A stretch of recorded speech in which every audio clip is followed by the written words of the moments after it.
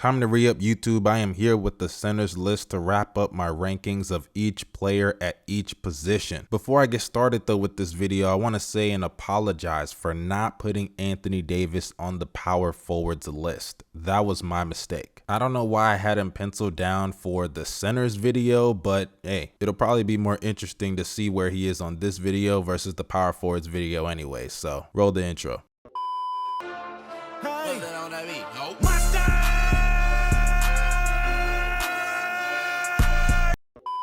Coming in to start us off at number 10, I got the light the beam master himself, a Sacktown Domantas Sabonis. Now, Sabonis gets disrespected a lot by NBA fans on social media, and I'm going to be honest with you, I'm kind of getting tired of it. Because regardless of what you want to say about Sabonis, it still takes a real good player to go out there and lead a top 10 offense over the last 3 seasons. It still takes a real good player to go out there and lead the league in rebounding over the last 3 seasons. It still takes a real good player to go out there and average 19 points a game with 14 rebounds and 6 assists on 59% shooting from the field and 75% at the free throw line. Sabonis this past year once again had a great season. He's one of the best decision makers in the pick and roll off the short roll. He's a good passer, and sure, the DHOs are a lot of it, but at the end of the day, if they're so easy, then why aren't every other bigs doing it? I'll tell you why, because not everybody can do it. And even as a scorer, even though a lot of it is just bully ball, throwing elbows, buckets in the post or off the pick and roll, he's still showing a little bit of improvement as a shooter. I'm just saying, it's not too much volume, but hey, he shot 45% from the mid-range and he did shoot 42% from 3. The volume ain't there, I understand, but improvement is still improvement. I'm gonna give credit where it's due. But of course, I'm not just going to ignore the reasons why a lot of people hate on Sabonis. The reason why I can't put him higher than number 9. For starters, he's not a good defender. Whether it's switching on the perimeter, defending the pick and roll, defending the rim, rotation, Sabonis is lacking heavily. And even as undervalued as a scorer I think Sabonis is, he is still limited in the post. We all know that. The lacking of a bag I think applies in Sabonis's case, where he's not as athletic to make up for it or a good enough shooter. But I still don't like the disrespect. He's still a top 10 center in the league. He barely made the list,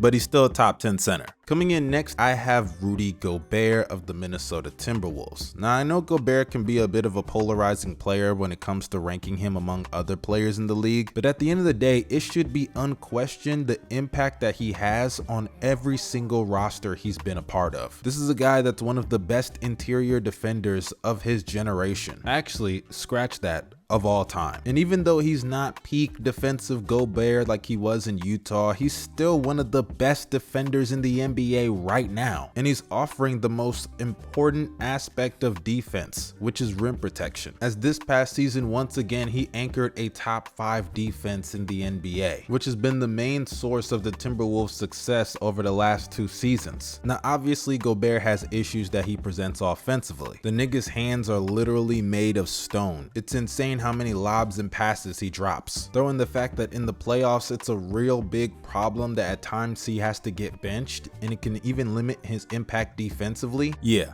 Number 9 is the highest I can put him. Moving on to number 8, I got Cleveland's own the Fro Jared Allen. Now, I ain't gonna lie, a lot of the reasons for why Jared Allen is number 7 are pretty similar to Rudy Gobert. Allen, even though he's not the interior defender that Gobert is, he's still one of the best rim protectors in the NBA. And pair that with him being a good rebounder as well, even though the numbers don't show it, he is splitting a lot of those rebounds with Evan Mobley. And I would even say offensively, he's pretty underrated. He's low-key a sneaky good passer, a nice lob threat, good finisher at the rim, but the reason I can't put him higher is because he's not a real self-creator, and he does benefit a lot from having guys like Darius Garland and Donovan Mitchell. Moving on to number 7, I got OKC's own NBA champion Chet Holmgren. Big Chet, oh boy, salute to you for getting the bag. Even though I'm a little skeptical about it because of your long-term health, at the end of the day, he is one of the better players in the NBA already and a proven champion. From the moment Chet stepped on an NBA court, he solidified himself as one of the best rim protectors in the NBA. And this past season, he then moved to power forward to accommodate some of the rotations that they had, and was coming off of a major injury and fulfilled that role the best way he possibly could. We know what he does as a shot blocker and an interior guy, but even on the perimeter, he has some switchability to his game. He can defend the pick and roll, and offensively, even though he does have his clear limitations, which we'll get to in a second, he's a good floor spacer, a solid passer, a good lob threat. But the reason I can't put him higher is because of those limitations as a shot creator, putting the ball on the floor. That's really what teams want Chet to do. As we saw multiple times in the playoffs, it almost cost the Oklahoma City Thunder. And another thing that I think a lot of people are just overlooking with Chet is his health. I know it's something that a lot of people have talked about in the past, especially with his frame, but I think Chet being the third best player on the championship team has really made people overlook the fact that Chet only played like 30 games this year. And when you combine that with the fact that he missed his whole entire real rookie season, sure, he did play 82 games in his sophomore year, but he's essentially missed more than half of his career so far in the NBA. And factoring in his body frame, I do think it's a legitimate concern to have. Moving on to number 6, right outside the top 5, I got Ivica Zubach. Big Zoo, man, what a great season for Big Zoo this past year. Definitely, in my opinion, had a real valid argument for most improved player of the year, as he had career highs all across the board, averaging 17 points a game, 13 rebounds, 3 assists, a block, shooting 63% from the field, and even taking a leap on the defensive side of the ball, being one of the best rim protectors in the league this past season. Zubach was a very effective post scorer, a good pick and roll big, had some nice touch at the rim, and overall was a presence down low that the Clippers very much desperately needed, with Kawhi Leonard being out for a large chunk of the season and their offensive inconsistencies as a whole with that roster. And what I really loved about Zubach's season last year is that it carried over into the playoffs. He was cooking Nikola Jokic in the Nuggets, averaging 17 and 10 along with 2 assists on 66% shooting from the field. Now, I don't know how much better he's going to get. I mean, I understand he's not old, but he is at the age where he should be peaking, so it is a little bit hard to project what he's going to be moving forward, but I still think he's going to maintain as one of the best bigs in the NBA. The real reason I can't put him any higher on the list is just because the guys above him are clearly better, primarily due to the fact that Zubach does have some athletic limitations. Coming in next to start us off with the top 5, I have Karl Anthony Towns, the man who made me have to take down my last video so I could re-record this segment. I am so sorry, Knicks fans and Cat fans out there.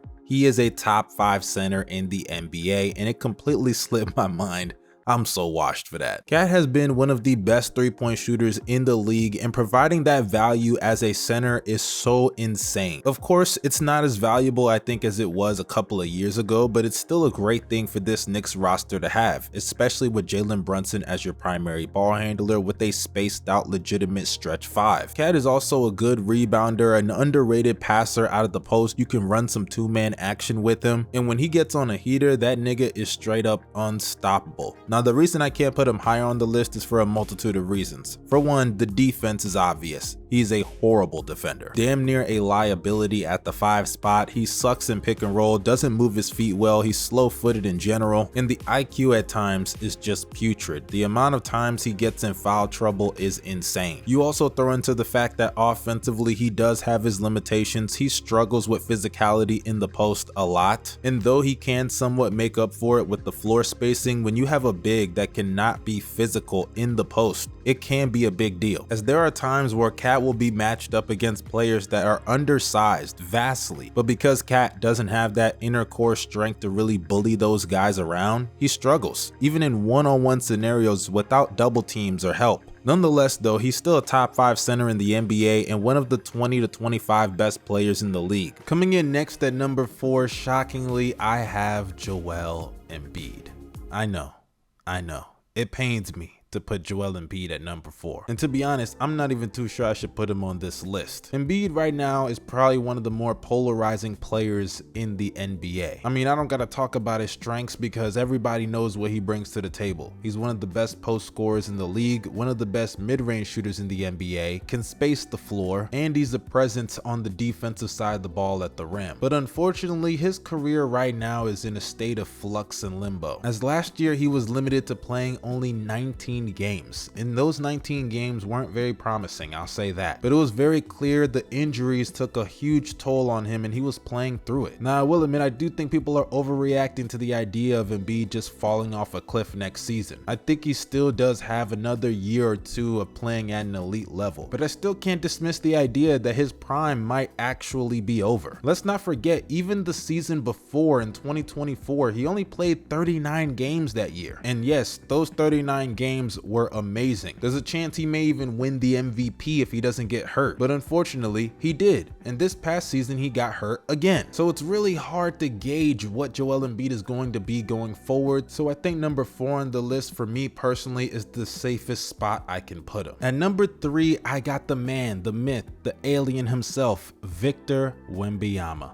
Wemby. Man, I ain't gonna hold you. I am so high on the Victor Wembanyama hype train right now. Wemby this past year was on his way to a historic sophomore season. The man averaged 24 points a game, 11 rebounds, 4 assists, a steal and a half, led the league in blocks with nearly 4 a game, was shooting 48% from the field, 35% from 3 on nearly 9 attempts, and 84% at the free throw line. This nigga can finish at the rim because of his size, catch lobs because of his size, shoot over the top of anybody because of his size, block any shot because of his size. And on top of that, he's mobile, can switch on the perimeter because of that. And even when guys beat him off the dribble or try to bully him in the paint, his length and size to recover is insane. And on top of all that, we all know what that Spurs roster looks like. It smells. Him doing all that despite him not being in the most optimal situation is insane. To be quite frank, the only reason I can't put him higher on this list is because I need a full season of that. He did get hurt and only played 46 games due to blood clots, which is really serious. Who knows how that's gonna affect him, but I think he'll be okay. We've all seen the off-season videos. The man looks in good shape, and I'm telling you, teams in the West, go ahead and try to win that chip immediately, because once the Spurs find a way to figure him out and build around him properly, it's over. But moving on to number 2 on the list, I have Anthony Davis. Now, I don't gotta say too much about AD. Obviously, he has his flaws as a number 1 option, but at the end of the day, he is still one of the 10 best players in the league. An elite rim protector, can switch on the perimeter a little bit, a great rebounder, one of the best lob threats and pick and roll bigs in the NBA, one of the best finishers in the league as well, and is a presence on the boards. The reasons I can't put AD at number 1 are obvious. For starters, health being the big thing. He only played 9 games with the Mavs after being traded. The nigga literally got hurt in his first game as a Dallas Maverick. Throw in the fact that AD is an inconsistent jump shooter, struggles against elite defenses when he's the number 1 option, and though he has improved as a playmaker, there are still some obvious issues, especially even just passing out of double teams. But if I'm being honest, he's still an elite player. He's still a top 10 guy in the NBA. The only reason he's not number 1 is because at number 1, we got the best player in the league, Nikola Jokic. I mean, what can I say about Jokic that you guys don't already know? He's one of the greatest playmakers of all time. You could argue the greatest. He's one of the best scorers in the league, an upset in the playoffs. The man can space the floor. The man can rebound with the best of them. I mean, for Christ's sake, the man just averaged a 30-point triple-double this season on 66% true shooting. He's the definition of efficient in every way, shape, or form. And even though defensively he can be taken advantage of, he's slow foot and the effort be lacking at times, especially throughout the course of an 82-game regular season, he still has shown the ability to be a positive player on the defensive side of the ball, whether it's getting in passing lanes, defending the post, and just doing whatever it takes to have an impact on that side of the ball. But that concludes this video, you guys. Here's the full list of my top 10 centers in the NBA. I understand Anthony Davis is going to be playing the power forward next year. It's my mistake for putting him in this video, but hey, like I said earlier, it is what it is, man. Y'all stay safe and have a blessed day. I'm out.